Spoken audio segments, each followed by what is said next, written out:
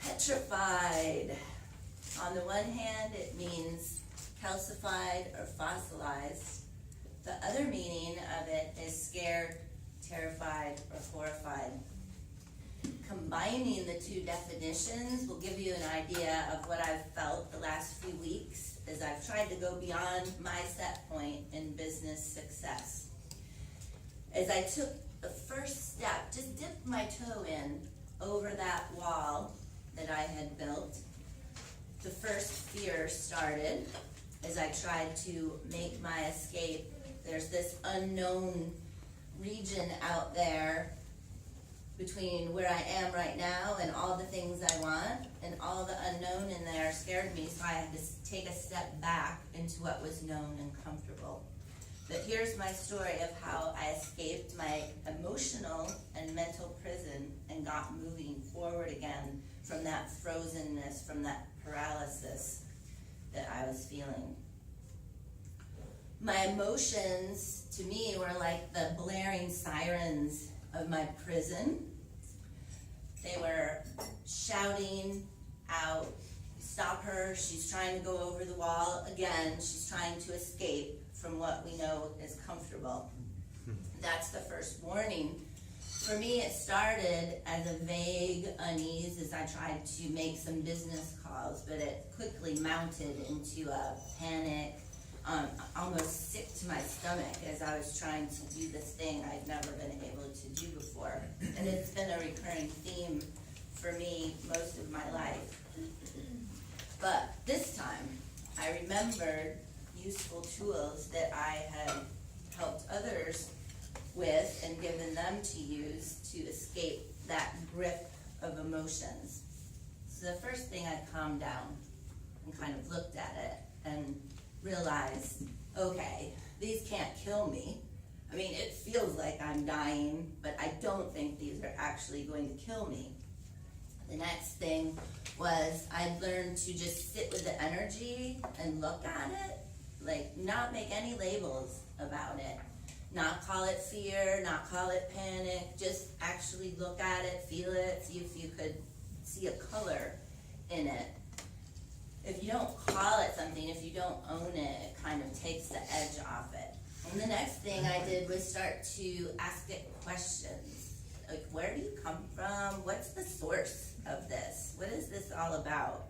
And is it really terror? Is it really panic, or is it something else?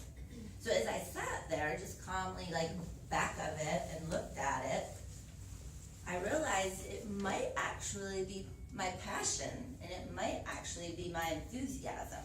I was raised in a house where you had to stay like this all the time. You couldn't get too excited or eager, you couldn't laugh too loud, and you couldn't cry, and you couldn't be sad. You had to stay in this particular zone of oatmeal, you know. It had to be that, or you would get punished. No, I don't mean hit or anything, but, you know, go to your room or go to the corner, or, you know, or get yelled at. Just, that was our life. So I didn't even know what these emotions were. This thing that I was calling fear was actually all that passion and zest that you need to move forward in life, and I was keeping it all dampened down. The second thing that happened was I asked, well, what sets off those sirens in the first place? And those are I decided were my guards. The guards of my prison were telling me things all the time as I sat and felt this fear. They were telling me, almost like threatening me and insisting that I'm not good enough, that I'm not tall enough, I'm not thin enough, I'm not smart enough. And then this other voice of this other guard was saying, what are they gonna think about you? Don't do that, you're bothering them. You're a nuisance, you're an annoyance. So I had these guards trying to protect me really from stepping out into what was uncomfortable for me by what I'd learned. So as I sat to make some phone calls, and that inner voice is in there telling me not to do it, I realized I've been really good in the past at helping other people with this very same thing in my coaching. And now it was time for me to maybe get wise and use the same things that I had helped other people with for myself. So the first thing I did was thank those guardians and thank them for trying to protect me and telling me not to do these things, that they were really just trying to keep me safe. And the next thing was, I just started reciting over and over in my head, what other people think about me is none of my business.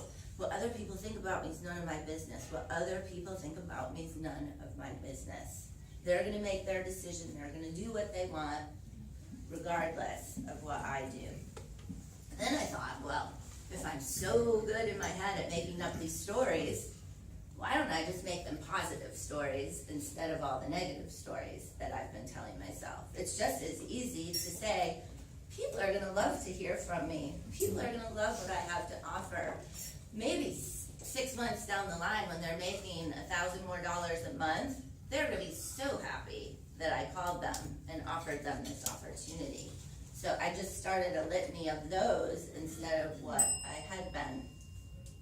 And the next thing I did was in my head visualize this beautiful wrapped gift that I could offer them, and that seeing a smile on their face as they accepted it and shaking my hand and thanking me.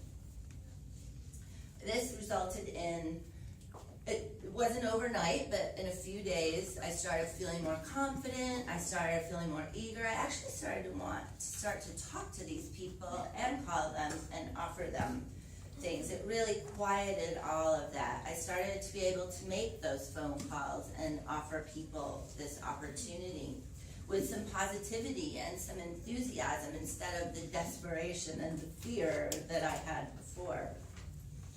One of the side benefits was, out of the blue, 3 people contacted me wanting coaching, which I haven't even been working on that.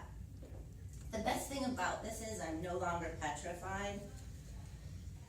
All that calcification, that fossilization is dissolving, and I'm getting new energy, renewed energy is coming to me. So if you have a dream that you've let go, that you think isn't possible, it is possible. Anything is possible. And now is the time to go over the wall of your prison and into that freedom towards your goals. Thank you.